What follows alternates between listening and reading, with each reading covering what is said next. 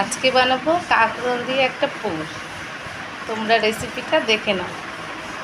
ছিলাম না পুর বানাবো, এই যে সব কেটে নিয়েছি, এগুলোকে সব আমি প্রেসারে দিয়ে একটা সিটি করে নেব।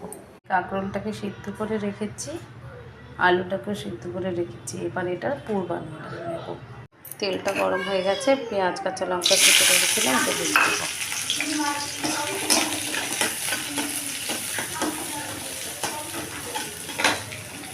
এবার এটাকে আস্তে করে এরকম করে এটাকে হালকা করে ফুলে নিতে হবে।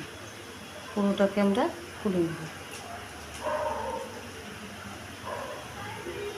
যাতে ভেঙে না যায়।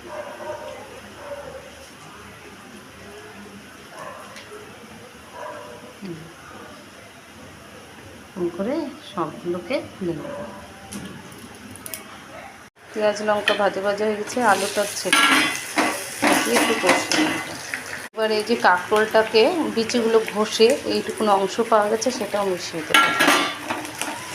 দিয়ে এবার লবণ দিয়ে দিলাম, এবার 1 চিমটি হলুদ দিয়ে দিব, আর একটু শুকনো লঙ্কার গুঁড়ো। পুরটা আমাদের অলরেডি তৈরি হয়ে গেছে। এর মধ্যে একটু ধনে পাতা দিয়ে নামিয়ে নেব।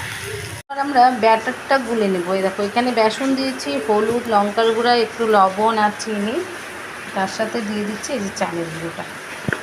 জল দিয়ে মিক্সড করে এবার গুলে নেব।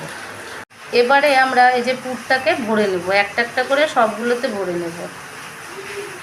যখন হয়ে যাবে, এই যে ব্যাটারটা এরকম একটু মোটা করে লেপ লাগিয়ে চারিদিকটাতে সুন্দর করে ভরে নিতে হবে।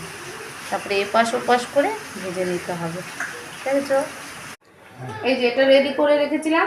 এখন এই যে ব্যাটারে এটা গুলে নিয়েছি, এবার ব্যাটারে ভরিয়ে এটাকে এই যে ছেড়ে দেবো। এবার এটা ভাজা ভাজা হতে থাক, তারপরে ফিরে আসছি।